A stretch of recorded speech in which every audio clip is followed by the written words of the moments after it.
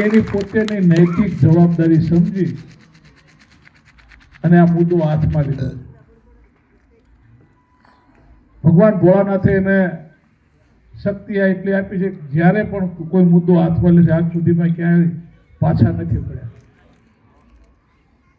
આવા અનેક મુદ્દાઓ લીધેલા છે રાજકોટમાં અને બધા જ મુદ્દાઓમાં હંમેશા સફળતા મળે છે. ભગવાન ભોળાનાથને વિનંતી કરી કે આ મુદ્દો પણ હાથમાં લીધો છે, એમાં તમને તમારા બધાના આશીર્વાદથી સહકારથી આ મુદ્દામાં પણ આપણે પાર પડીએ.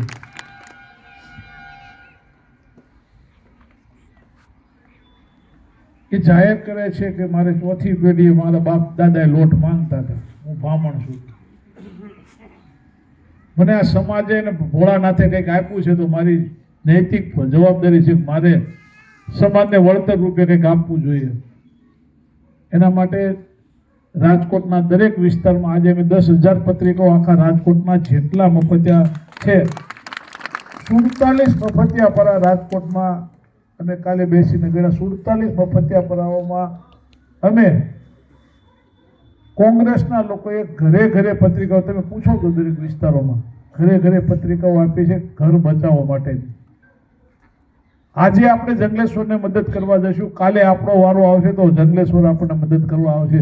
આવા આશ્રય સાથેની પત્રિકાઓ રાતોરાત છપાવીને 10,000 પત્રિકાઓ આપી છે. શા માટે?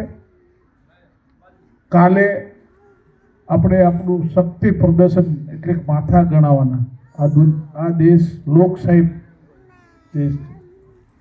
જેટલા માથા વધારે એટલી એની શક્તિ વધારે, જેટલી શક્તિ વધારે એટલો ડર વધારે, અને જેટલો ડર વધારે તો જ આ લોકો નિર્ણય લે, નહીતર આ લોકો નિર્ણય લે એવા માણસો છે જ નહીં. આ લોકોને નાના માણસોને, ગરીબ માણસોને, તમે હું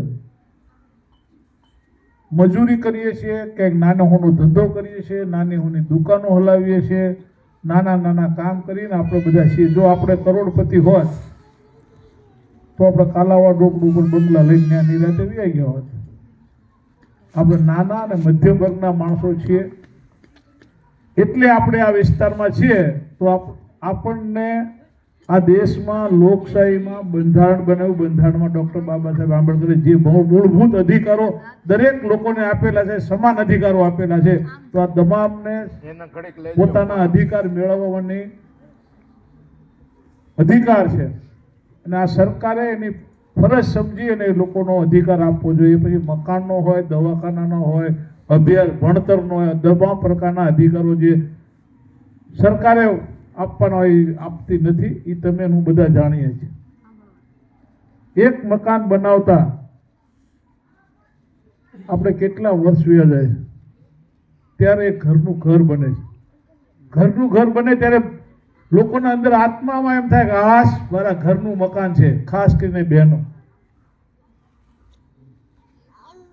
એને એમ કે તારું મકાન તોડી નાખશું તો એ શું સાંભળે. તેમ છતાં અમે કોંગ્રેસ પક્ષ તરફથી કાલે રેલીની મંજૂરી મેળવી છે. કમિશનર અમને રેલીની કોઈની મંજૂરી નથી આપતો. રાજકોટ કોર્પોરેશન પોલીસ કમિશનર ઇન્દ્રભાઈ કે જે થાય કરે નથી મંજૂરી લઈ, પણ આપણે એક નૈતિક ફરજ સમજી એમને સમજાવે એટલા માટે કે કાલે સવારે કોઈની ઉપર કેસ કરવો તો ન થઈ શકે. નતર 4 થી વધારે લોકો ભેગા થાવ એટલે તમારી ઉપર ફરિયાદ કેસ કરી શકે. એટલે આપણે ન કોઈની માથે કેસ થાય અને આપણે શાંતિથી લોકશાહી ઢબે ગાંધી ચિંધ્યા રાહે કોઈ પણ પ્રકારના તોફાન કર્યા વગર અને કાયદાની ત્રિજ્યામાં રહી ક્રિષ્ના ચોકથી સોરઠિયાવાડી ચોક સુધી આપણે રેલી કાઢવાની છે. મેં કીધું ને જેટલા માથા વધારે બતાવશું એમ સરકાર ડરશે અને નિર્ણય થશે.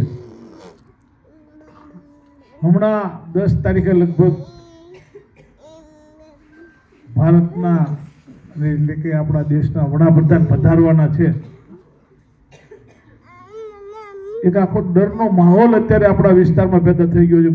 20 બૂથ છે, 20 બૂથ જંગલેશ્વરમાં, આથી વાત કાંઠામાં 20 બૂથ છે.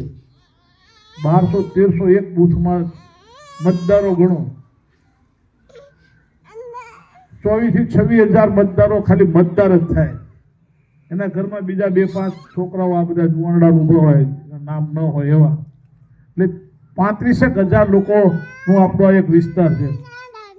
35,000 લોકોની આંતળી કકળાટ થાય, આમાં એને પાછળ કઈ વધે નહીં. હો બાપા, કાગવાસ નાખવા વાળો ન વધે,